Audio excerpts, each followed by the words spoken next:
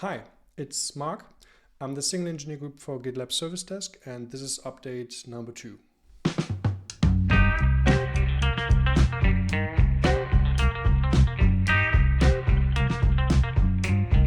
So I would like to give you a very short summary of update 1. I provided you a vision for GitLab Service Desk, and I presented a solution path for customizable email addresses. So put in a nutshell, users set up their custom email address to forward all emails to the Service Desk email address and provide SMTP credentials so we can send emails on their behalf.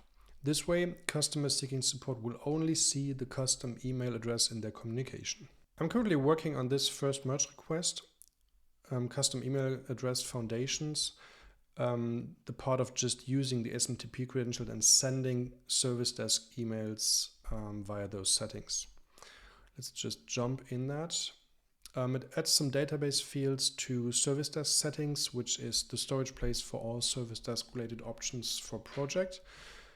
So we can save the custom email, for instance, whether the setting is enabled, and the SMTP fields like address, which is the host, the port number, username, and the password. It uses 2 fields because it's an encrypted attribute.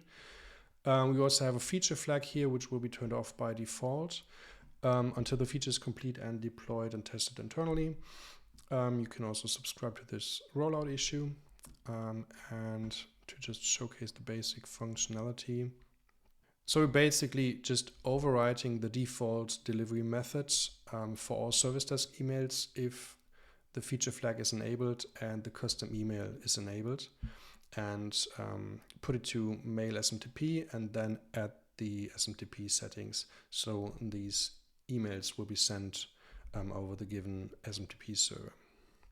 So what's not included in this merge request right now is there's no validation, verification of the email address and the credentials, and there's no user interface. It's just purely the functionality to actually send it, like a proof of concept. The rest will all be handled in the upcoming merge requests.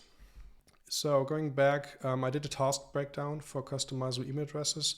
You just saw the first part, using SMTP credentials, the foundational work. I just identified 4 additional tasks, like verify the email ownership and the correct function and setup. So we will just basically send a special email that checks a few things, and we will see whether we receive this email. Check for whether the credentials work, whether sub-addressing works, the ownership, and whether email forwarding is set up correctly.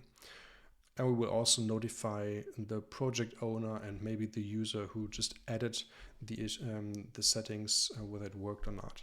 The next part would be to change the reply to address. Right now it's the incoming email address of the GitLab instance, and we would want to change that to the custom email address, and we also need to change the ingestion so that the Service Desk email can also handle replies. The next step would be to just put all those settings stuff in the front end so you can actually add the settings. You have kind of an overview about the validation process and maybe some additional information, and you can also enable and disable the custom setting after validation has been done. And after that, I would like to add some documentation so we can enable it on gitlab.com and eventually publish it in a release. So that's it for today. Take care and see you soon.